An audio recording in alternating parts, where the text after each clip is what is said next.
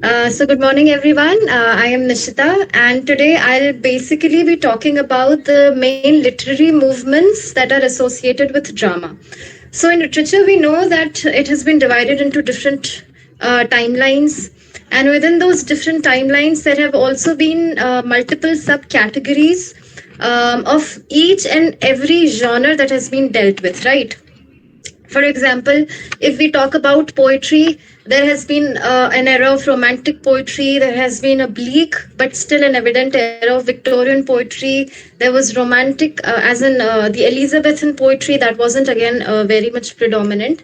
But then every genre, again, in the similar way, we have, if we're talking about prose, as in fiction, we have the Victorian novel, then we have the modern novel, we have the postmodern novel, and within those postmodern or modern novel, we have different categories. For example, we have avant-garde fictions, or we have, as in expressionistic fictions, we have confessional fictions, and all of those things. We have futuristic fictions, fantasy, humor. So many different genres are there in every subcategories are there in every genre.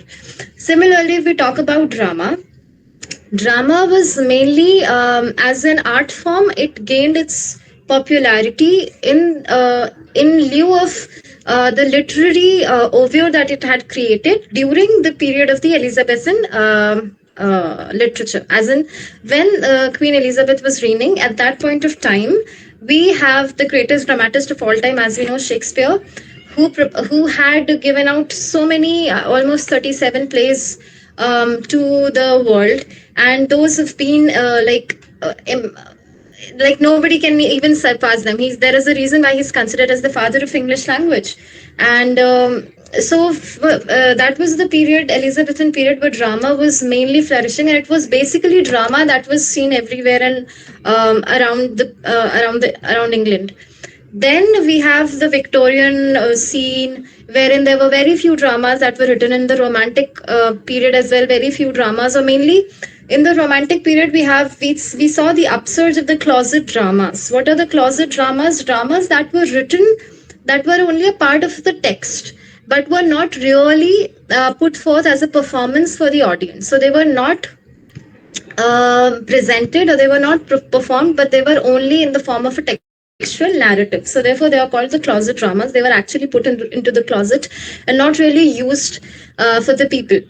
Then we have again another upsurge that came was during the modernist period in England. Now, to begin with, what is drama? Now, I mean, etymologically speaking, it comes from the Greek word drama, and obviously, English drama takes into account its relevance by taking into consideration the techniques and understanding of what drama is from the Greeks, right? So, first came the Greek drama, and eventually that was converted, or that was taken into consideration in the English drama. Now, how did dramas come into existence? Obviously, anything that happens in the world begins with a religious motive. And again, in the field of drama as well, it began as a form of depiction of the Gospels, or the physical presentation of what the Bible held in itself and what it wanted to tell its people, right? That was the initial ideology behind beginning of the drama. We're talking about English dramas, and it was the religious element that resulted in the development, since Bible was written in Latin and it wasn't very much palpable to the entire community or the entire folks, because it was a elite language and not everybody had the access to understand it, to study it. And in order to translate it into a better form of understanding, those ideas were put into actions and were performed. And so herein, the first, initially there were the dumb plays, that is, there was no dialogue, there was no sound, it was just actions.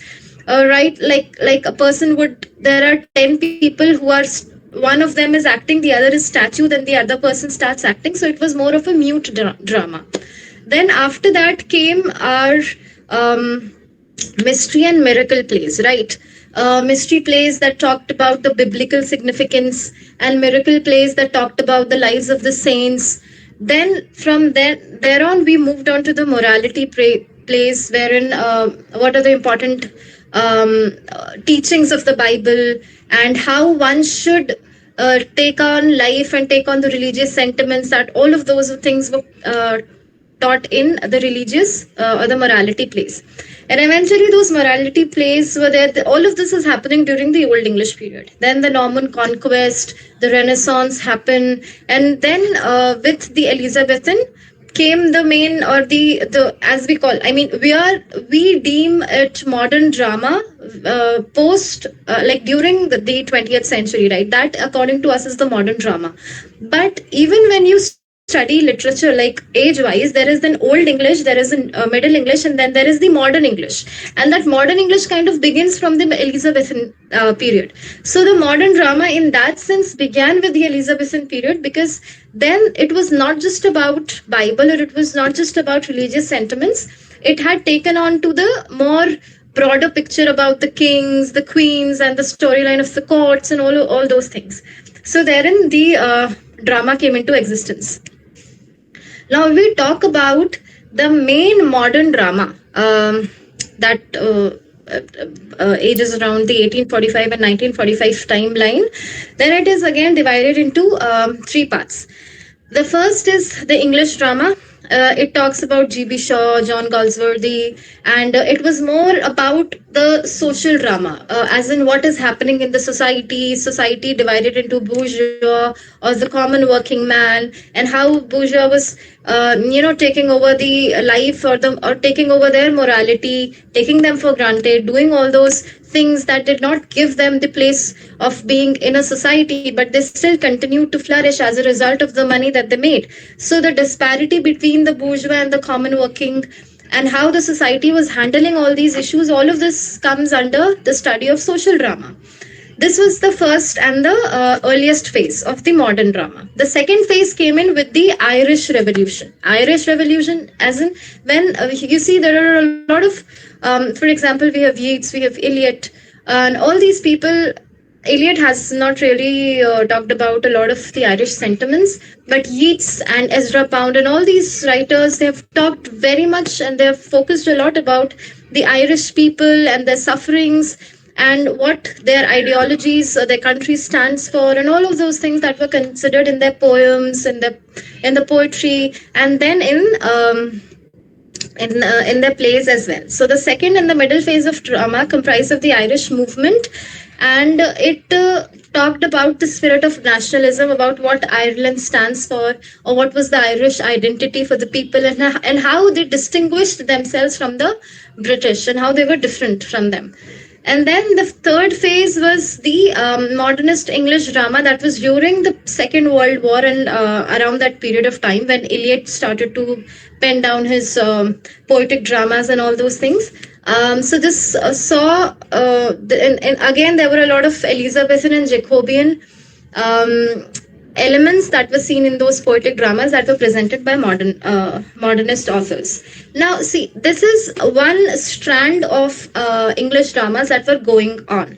All right, with the beginning of the 1900s, there was a different what do I say? There was a different line of thought that was being followed in the Western, but those Western cultures, regarding, as in we were discarding the English influences on them. For example, we have the German culture, we have the French culture, we have the Latin American culture. All those things, all of that was happening, and a lot of significant revolutionary actions or literature was being put forward by those authors. So these avant-garde that we talk about, the avant-garde was not dominantly an English movement. Like, it did not strikingly come into the English scene, but it was first, it began its essence, or the essence it gained was earlier from the German literature, the French literature, the Latin American literature, all of those things, and the new movements. For example, we know Expressionism comes from Germany,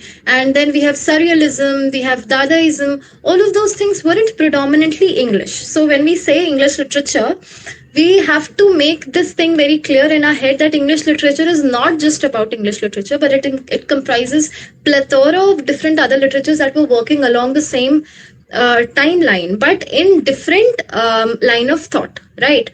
So after the Renaissance, see, in the Renaissance period, we had a lot of extravaganza that was shown on the theater. But that people got sick of eventually, and people got sick of it more in the areas of France or Germany or Russia and all those things and all those places.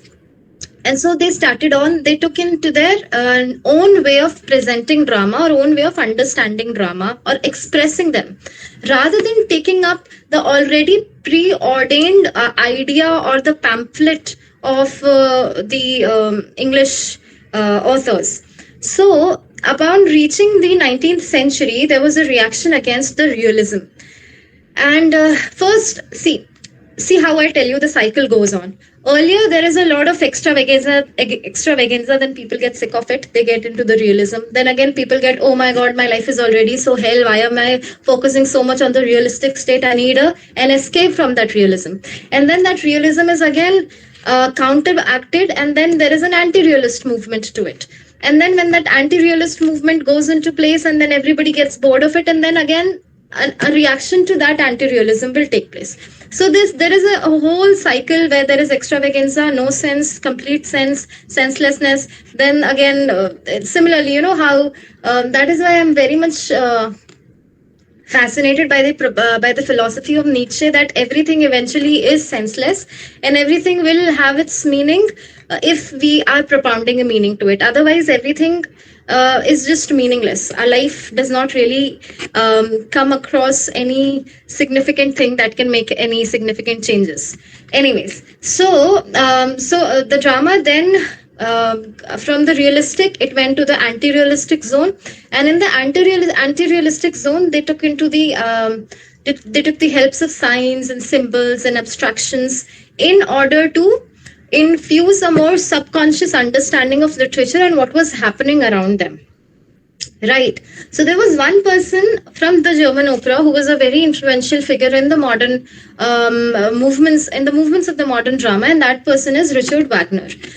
He believed that, I mean, one should not be passively taking part in a performance or in a drama, right? So he kind of advocated the ideology that one must induce an idea of soul state. That is, the characters should not just present a superficial aspects of their lives, but they should have a more deeper meaning to it. And also, he was the one person who was responsible for changing the architecture of the theater. For example, in this slide, see the first, the top picture. It is the shape of the theater during the Elizabethan or the Jacobean period, where there is a setup, and you see the three houses there on the right side, the three stairs. One was for the changing area, the other was the entry and exit area, and similarly. So it was a very chaotic, so to say, a form of theater wherein actors performed.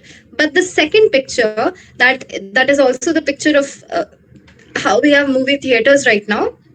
This was the idea that was propounded by Richard Wagner, and he said that this way people will be able to have a more holistic view of what was happening on the stage, and there will not be any more confusion, and everybody will be an equally as an equally interested in the spectator thing. And the right pillars that you see, the right and the left pillars, those were the areas that were made for the changing of their clothes and other things. So that was this was one thing that was brought in by Richard Wagner, and a change of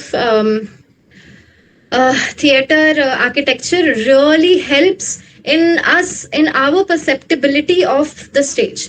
See, this is something that you will understand. I'm sure a lot of people amongst you are associated with theater, so they know, and a lot of us know, that what is the importance of light, what is the importance of architecture, from where a person is going to enter, and what kind of an effect it is going to present. For example, if a person simply enters from the right hand side pillar from the stage right of the stage, it's like, okay, this person is about to enter, and that might not even create that sort of an effect. But when a character enters from the middle, or he stands up from the audience and enters the stage, that completely change the understanding or the what do you call it, the perception, or the how do you perceive the person, perceive the whole characteristic of that play, right? So these are the basic simple, anything that challenges our sensations is the main motive of creating a theatrical effect, because it's theater. People are like performing live there. It's not movies where there are 10 different retakes and so much of technological editing that happens, right? Okay, so moving on to symbolist drama. The symbolist movement. Can anybody just tell me what do you think symbolism is? Like the basic. I don't want a bookish definition. Just something, a basic understanding of what do you understand by symbolism. Anybody?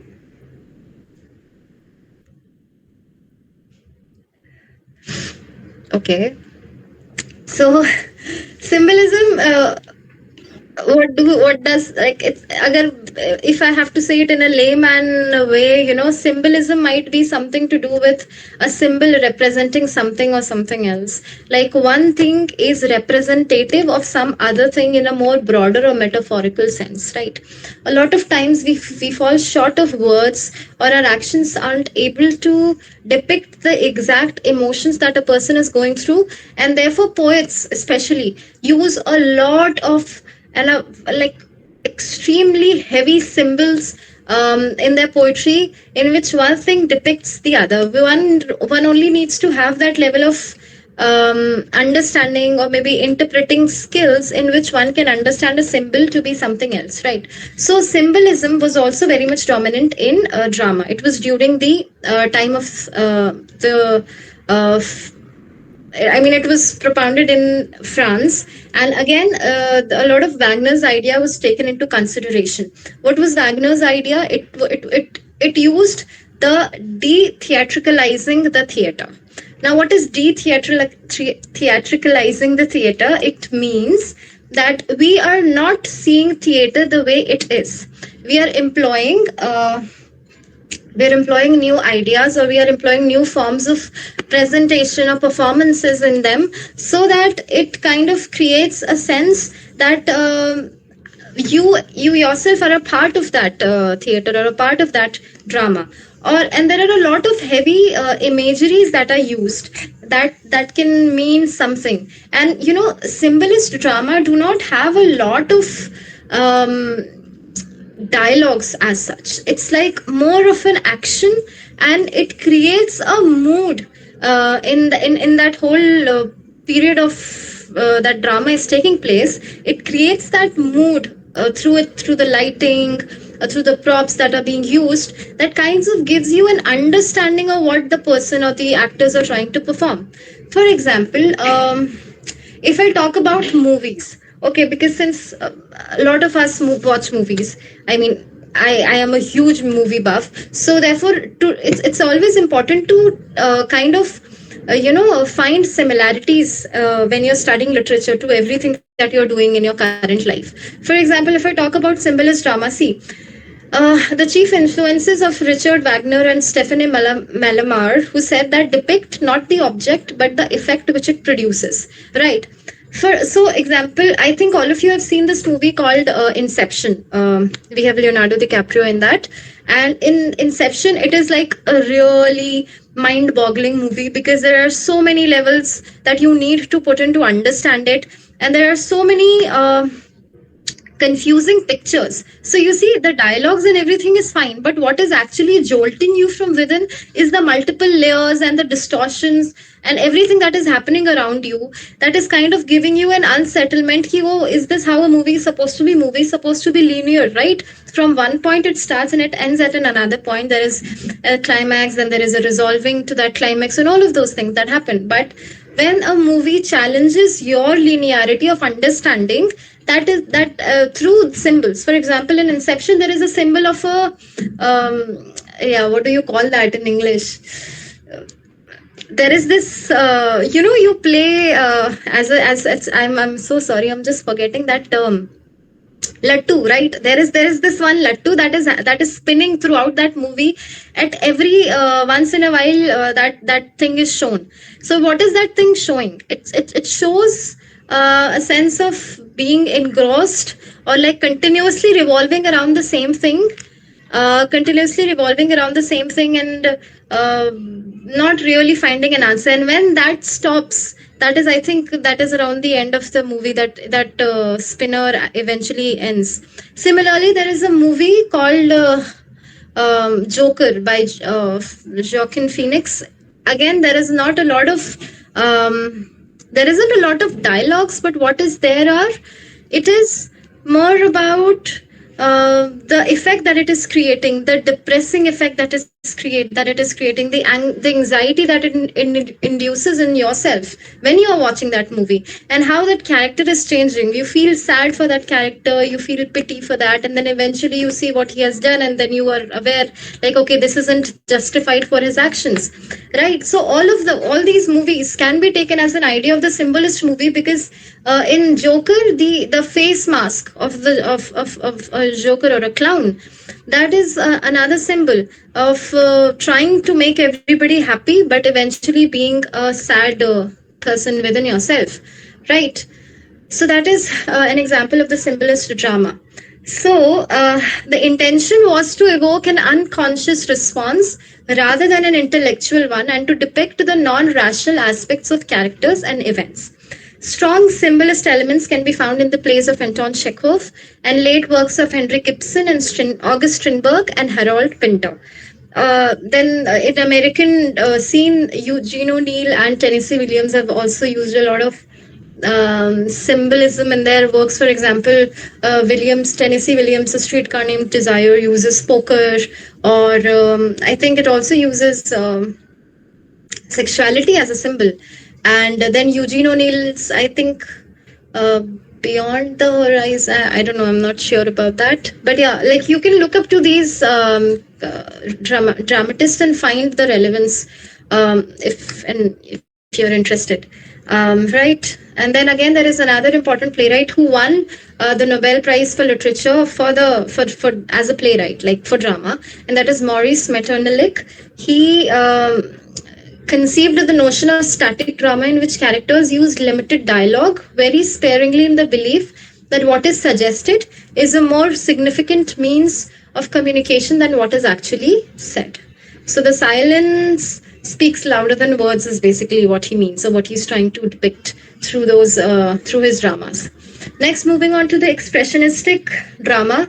Again, it comes from Germany, and expressionism deals, like, it really stands for expressions. For example, the author or the dramatist or playwright or the actors are trying to put forth such grotesque or distorting elements that it jolts you, and it brings out the worst expressions inside of you, right? So that is the main motive of the expressionistic drama.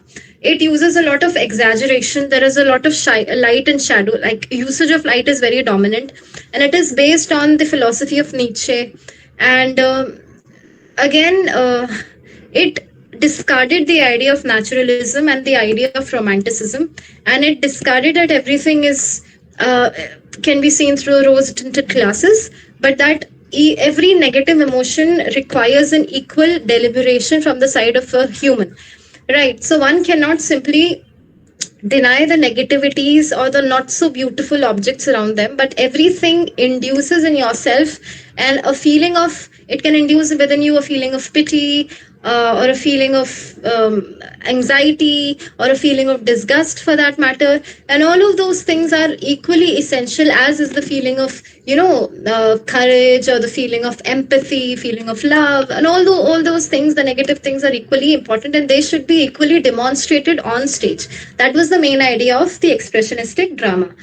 The main defining characteristic of expressionism in the theatrical context were the emphasis on uncovering intense emotions and the failure of societal systems that have been overlooked. So what were the main themes of the expressionistic dramas? They were they critiqued the government, they critiqued the big businesses, the military. They involved a lot of sexism that happened within the family or within the society, and how it was used as a tool to suppress people, not just female but also men, for that matter. So that was the main concern of the expressionistic theater, and it shifted emphasis from the text, like whatever is written, to whatever is being performed. Right. So the director's role was more important here, because it was not what he had written, how he was going to present the written context. Written content was more important. Like what is written isn't as important as how that person is going to present it. That is more important. For expressionistic drama, you can also look in a Google search. A lot of German movies have are highly influential, in the form of expressionism, because they kind of give you that, the elements, the actual elements that are taken in from Germany. Okay, so this shift also reflected a greater faith in audiences' ability to receive a playwright's message on their own without complete textual guidance. So they did not simply put in कि अच्छा, अगर हम ये चीजें दिखा रहे हैं, we've taken in consideration, for example, we've taken in consideration a movie, take any Bollywood movie, or like whatever movie that is very single lined, any movie, okay, कि हमने बताया कि this is what is happening in the movie and this is what you're interpreting through it. That is about it. But then there are certain movies that need you to interpret more into what you have felt. For example, if I talk about this movie called October, it was by Shajit Sarkar. See, that movie is a very weird movie, right?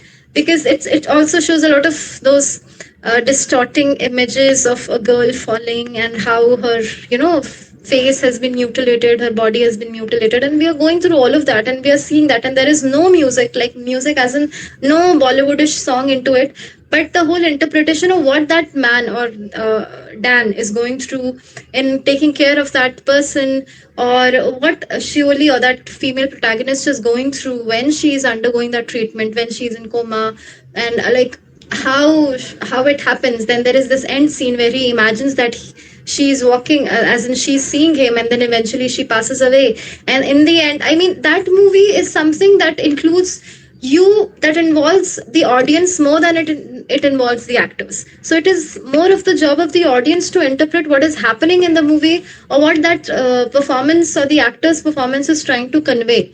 The storyline is clear, but how you are taking into that storyline, or what is it, the guilt of Dan that is making him do all of this, or is it his attraction to her, or is it the love, or I don't know what that is, right? So those are the multiple perspectives that are being presented through a movie. Similarly, other cases in, like you can look up to these important playwrights like Eugene O'Neill and George Kaiser, Ernest Toller. All of these writers have propounded or penned down very important German expressionistic plays.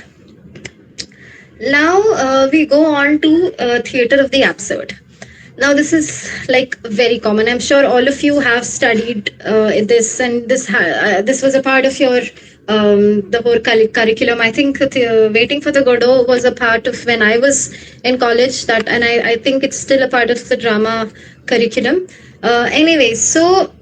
What do you mean by theater of the absurd? Now, this is a simple one, so I would really appreciate if anybody could just come up and answer. What do you understand by theater of the absurd?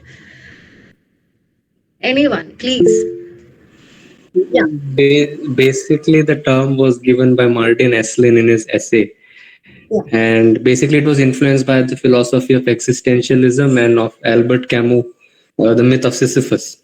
Yeah. And basically, well, it was a lot inspired by the World War and everything that was happening, that life does not have any purpose. If you had a purpose, then you might die after completing that purpose. It is just a purposeless task, and that is how the plays are also. It does not have a plot. The characters are vague, very, like they don't know about where they are, in what situation they are in. So very vague and absurd. Yeah. So that exactly very well put on by Ajan. Theater of the absurd talks about the absurdity of life, like, or the meaninglessness of life. Ki whatever we are doing does not really have any sense to it, right? We're doing it for the sake of doing it, because we are born and we have to to die. So there is this whole timeline between the birth and death, and we need to do something. So whatever we are doing is just a ploy that the universe has bestowed upon us, that we are supposed to do, we are supposed to work in this way or that way. So that is the main idea of absurdism. Life is meaningless, and the theatricals that are presented are also like stupid. Anything is happening in those absurdity. Like you don't really make any sense out of it, right? For example, Waiting for Godot, all of you have, I'm sure all of you are aware what's happening. What is the point of writing that play? There is no point. Similarly, what is the point of living? There is no point. We are just doing it for the sake of doing it. So in Waiting for Godot, we have two men, and they're just waiting for Godot, and they don't even know who Godot is, but they're just still waiting for it. And every day they decide, okay, next day they're not going to do that, but they still do the same way. They are living in their own delusional world. And then they decide that they want to commit suicide, and they fail even in doing that, right? But they still continue to wait for some imaginary person who is going to come, why he is going to come, what he is going to do. None of those things are revealed throughout that plot line, throughout that story, right? So, Theatre of the Absurd, it characterized a departure from the realistic characters and situations. So, the play offers no clear notion of the time or the place in which the action is happening. For example, the picture that you see on the top right corner, that is a still from Waiting for Godot. Like, what is this place? There is this bleak darkness behind, and a skeletal tree, and two men wearing hats. They're sitting, they're doing nothing. Like, they're not even sitting on benches, they're just sitting on some random stone. And what is this floor? What is this earth? It doesn't make any sense. Like, is it a projection of the earth outside, from an outside view, whatever it is? So it's not really making any definitive sense, right? So these events that are presented in the theater of the absurd are completely out of the rational understanding of a human mind. So they are completely outside the realm of the national motivation, and may have a nightmarish quality commonly associated with surrealism. Now, commonly associated with surrealism is to say that it presents a feeling of, I don't know what is happening, but something is happening and it is making me feel something about it. So that is surrealism. It's like you have a certain understanding of the emotion, or the emotion that is being presented by a certain form of art, and how it is affecting you. That is surrealism, right? At other times, both the dialogue and incidents may appear to the audience as completely nonsensical, even farcical. However, beneath the surface, the works explore themes of loneliness and isolation, of the failure of individuals to connect with others in any meaningful and of any senselessness or way. For example, there is this, again, I'll come back to movies because I think through that we'll be able to understand more. There is this movie called. It's called Eternal Sunshine of the Spotless Mind. I don't know if you have watched it or not, but that movie is an example of the theater of the absurd, because again there is no linearity to it. It talks about it talks about certain nonsensical things of erasing one's memories and then going back to doing the same actions again and again, and then reaping the same results again and again out of it. And like there are same scenarios or same landscapes that are presented, and you never know when the story has begun, or which is the first part of the story, or what is the linearity of that story when it is happening. You only know about it completely in the end. Like even then you don't know if that is the end of it, right? So that is one example of the absurd theater of the sorry so Eternal Sunshine of the Spotless Mind. That is one movie. Again, these are some works. The American Dream by Albert Alby. Again, theater of the absurd have the most nonsensical names given to the characters. For example, the first drama, The American Dream by Albert Alby. In this, the name of the characters are mother, father, and child. Like that is the name of the character, and these are the three characters that are present in the play. Like the dramatist isn't even putting any effort to naming their characters, right?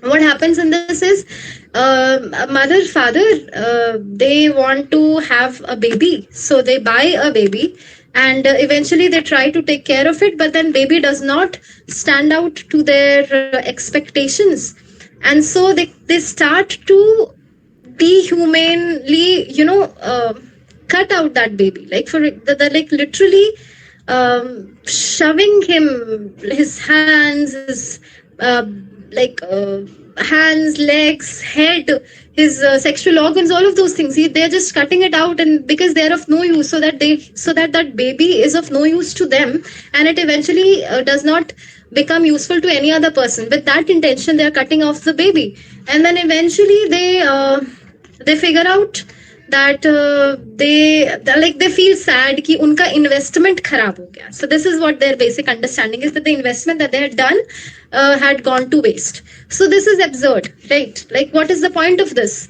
So this is what the American dream is about. Another hilarious drama that I've read is by Eugene Ionesco. It's called The Bald Soprano. So it's about a man and a woman. Okay, they meet in a party and they're talking. Then there is also a third person, and they're talking about what is going on with their life. They're talking about where they live, and they talk about their lifestyle and the people they live in. And you know what they find out at the end of the play is that both of them are living in the same house, and in fact both of them are husbands and wives. So this is what that play is depicting. Like, they are so unaware. So on the surface it seems very nonsense, right? How can a husband and wife not even know and recognize each other? But eventually when they meet outside their home or outside the four walls in a party, they're able to know, oh, this person is my husband or this person is my wife, like that. But what it is, instinctive, what is that word? There are two sorts of meanings, right? Okay, implicit. Yeah, the implicit meaning here that is presented through this play is that it talks about the loneliness that is there among people. Like, people are not really connected to each other, they just seem to be there with each other, but there is an inherent loneliness and sadness that is there within all of us. Not talking about the generation, but the play that was written at that point of time. So that is what is the Bold Soprano about. Again, I don't know if you had Homecoming, but when we were doing a master's, we had this play in our the syllabus, The Homecoming by Harold Pinter, another senseless play. Like, I don't know why this, like, that is how you should be able to that is how your receptivity should be towards the absurdism. Like, why is this thing happening? Like, there is no point of this happening. The Homecoming by Harold Pinter, you must, like, if you get time, you should read it.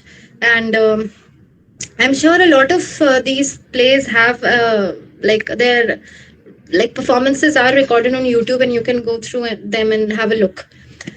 Okay, moving on. Okay, I'm running short of time. Theater of Cruelty. Now, Theater of Cruelty is a part of. It's a part of. No, not this one. Wait, first I will come to. Yeah, Epic Theater. Epic Theater is a part of the expressionistic movement. It is a subplot of the expressionism.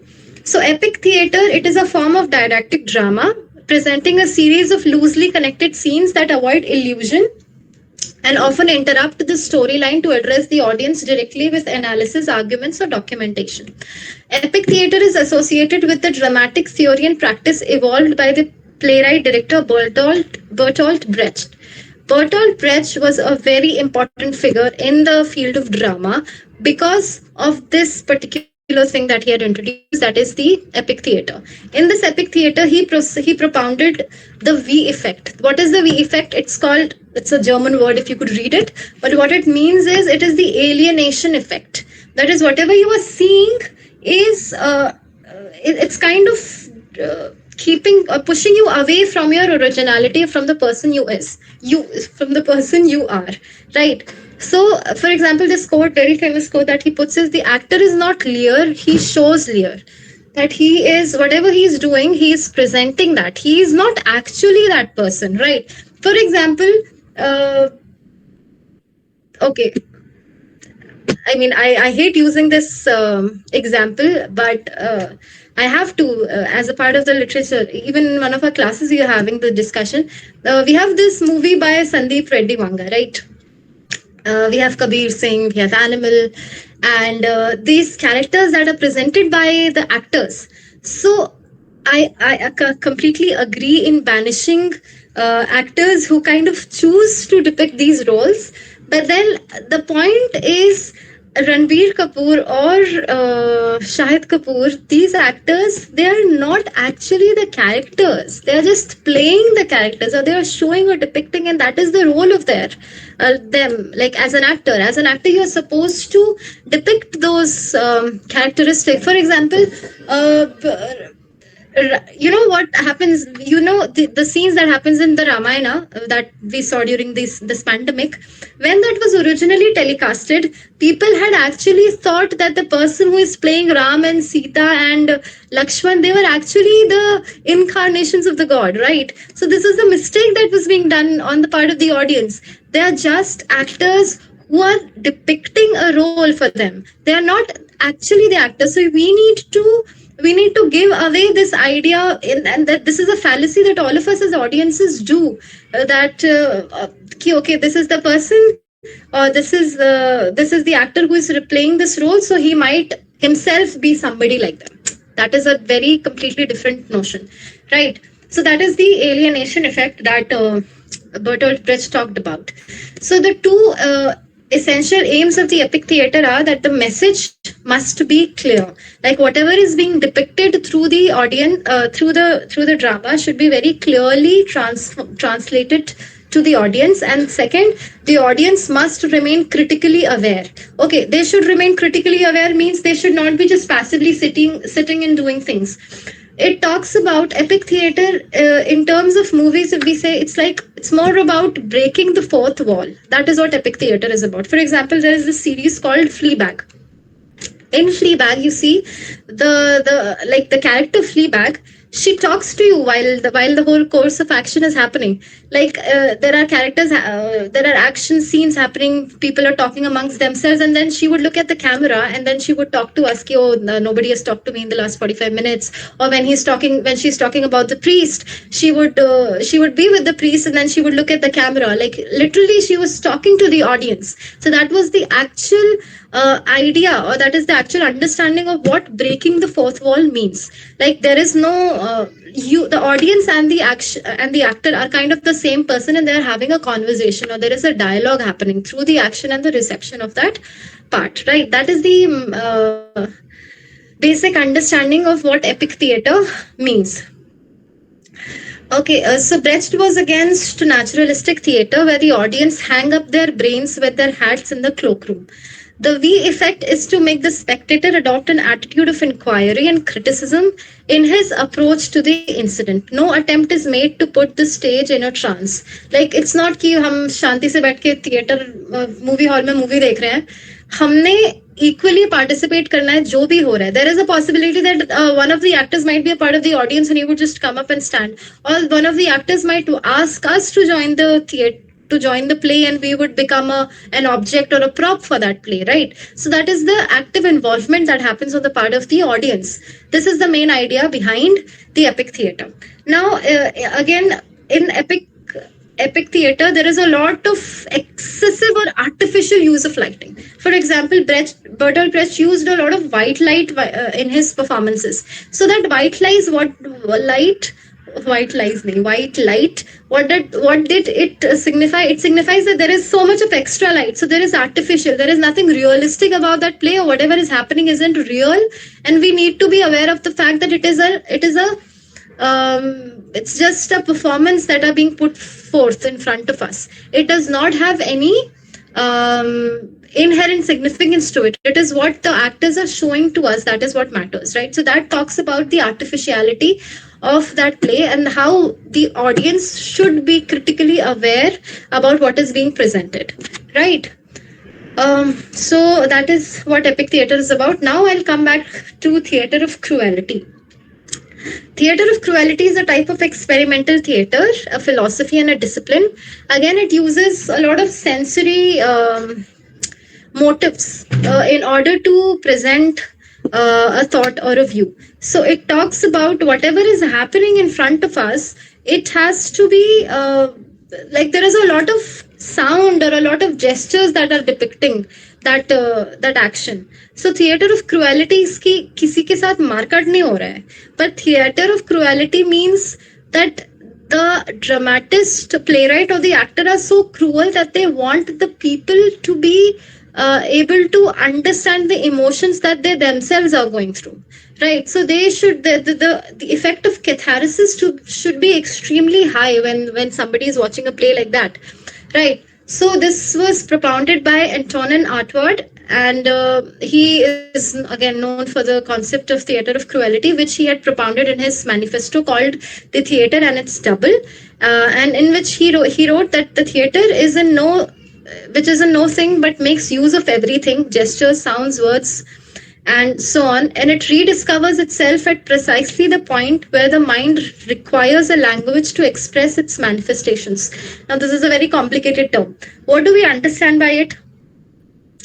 It means that with the help of all these lights and gestures and words and sounds and light and darkness, the theater kind of rediscovers itself by taking into consideration the sentimentality that all of these singular things are propounding in the course of an action whenever that action is happening. So it kind of, whenever the mind is absorbing all of these variations that are being presented, that is when the manifestation of the act, like whatever is being presented by the actor, is going to be absorbed by the audience. This is what the theater of cruelty means. So Artaud, for him, text and dialogue were not the only means of communication. Instead, he emphasized the physical expressions. He gestures and sounds to enhance the text and bring the audience into the performance. He believed that assaulting an audience's senses helped separate them from their repressions. Confronting the grotesque could liberate a person from the clutches of the strict influence of the civilized. Like taking in, showing something that is not very beautiful can help them see, like, again, a continuation of the expressionism, as I was saying. The epic theater or theater of cruelty is kind of can be seen as a subplot of expressionistic drama. Then again, what are the important characteristics? There are a lot of heavy gestures and movements. Like there are a lot of emphasis on the facial expression. Like, and it might seem even ludicrous at a point of time. But for example, if somebody is showing shock, then there will be an extreme emphasis on the facial aspect of showing that shock, right? And one might feel कि ये तो कुछ ज़्यादा ही दिखा रहा है, but then that exaggeration is kind of bringing in that sense of कि okay, something bad has happened in the mind of the audience, right? So that is how important the physical gestures and movements are in theater of cruelty. Then there is a lot of spatial awareness, as in how the theater is constructed, where the audience are sitting, or on what area this act has to be performed, this particular action has to be performed. And then there is central audience. For example, you know how we do this nukkad nataks, right?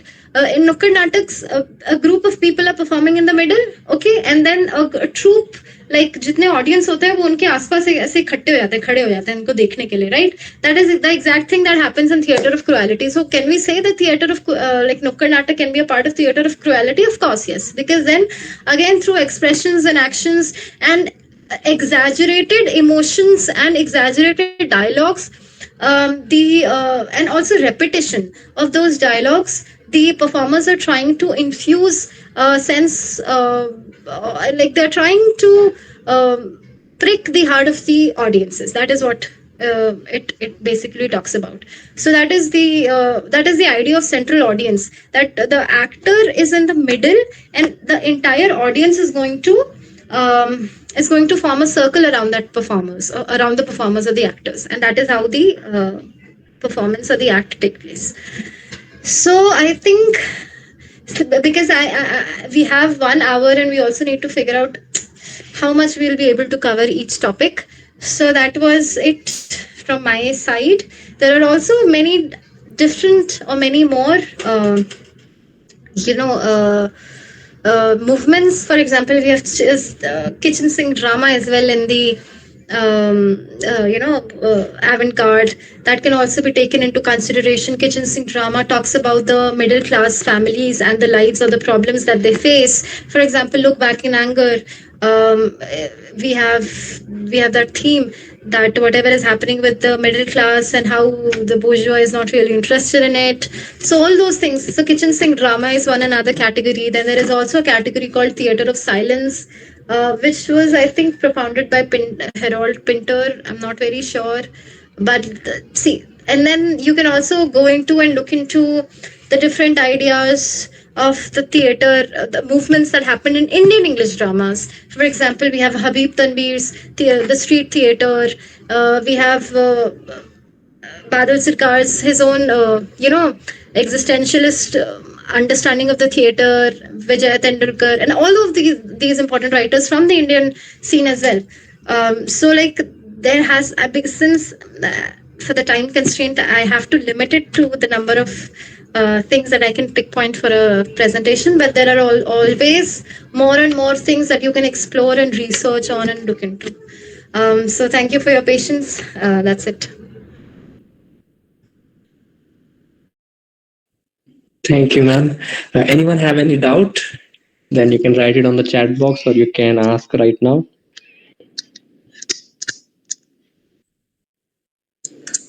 Also, ma'am, like, can you give an literary example of epic theater or theater of cruelty, if you could? Literally, example, epic theater was Yeah. wait, you can see this in Brechet's. There is this very famous, I'm forgetting the name, but see, whatever Brechet has written will be a part of the, like, that is an example of the literary theater. Wait, let me just, I had this, I was actually looking through the movies and all of those things. See, for the epic theater. Achha, you want literally? I was going to the movie wala thing. Wait, but uh, wait. If my computer works,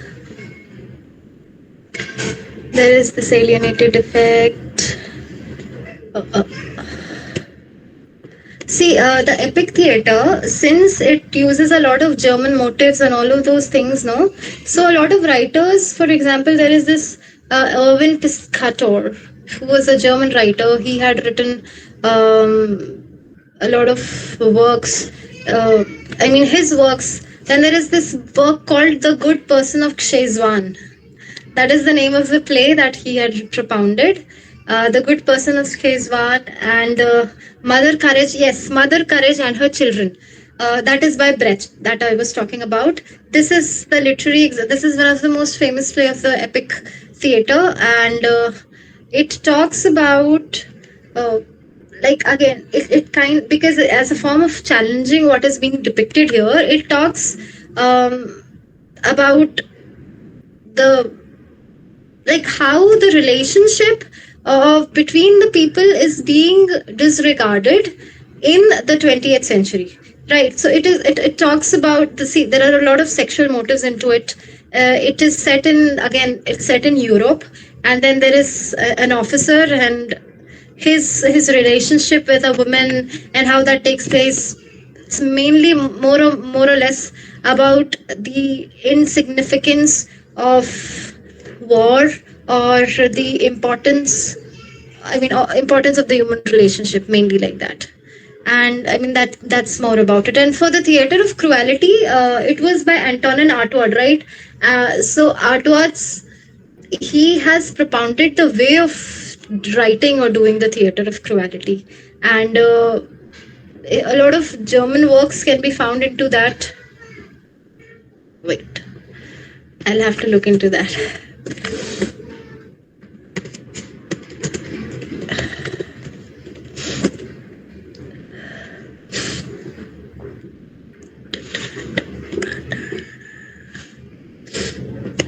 Surrealist. See, also when you're doing expressionism, no, with expressionism, there has to be an underlying understanding that surrealism and Dadaism has to be taken into consideration. We cannot simply ignore the elements of Dadaism or surrealism doing it. Like we cannot relieve that. Um, Uh, I'm not able to find anyone in the book that I have right now. I'll have to Google it. I'll Google it and let you know. Could the epic theater plays be called problem plays? No, not really. Epic, see, problem plays are more related. They're more of the Old English period, right? Problem plays, or like, and then they talk about a single problem that is being that presents a situation where there is no solution to it, right? But there is a need to find a solution to that. But epic theater does not talk about what the problem is. It talks about the existence of things the way they are, right? So therefore that is the basic distinguishing feature of the theater and the problem plays. It does not aim at resolution at all. It just aims at representation. So see, these avant-garde theatrical movements are not about what they depict in the moralistic sense. They are purely for the exterior performances and what they are depicting through those performances. That is it, what they're mostly about. That is my understanding of it. If there are any other questions. Okay. Thank you, Dee. And yeah, we have another question. Epic theater is, I'm sorry if I, where is that? Where do I see the messages? Yeah. Epic theater is about reason and not about the emotion or the problem. Yeah, epic theater is about how they are depicting, how they are involving the audience when they are doing a performance. That is what epic theater is about. So when I was saying it's about, it's not the underlying text or what the textual themes are. It's about how those acts are being performed. That is the main catch point of these epic theaters or theater of cruelty. That's what I mean. Yeah.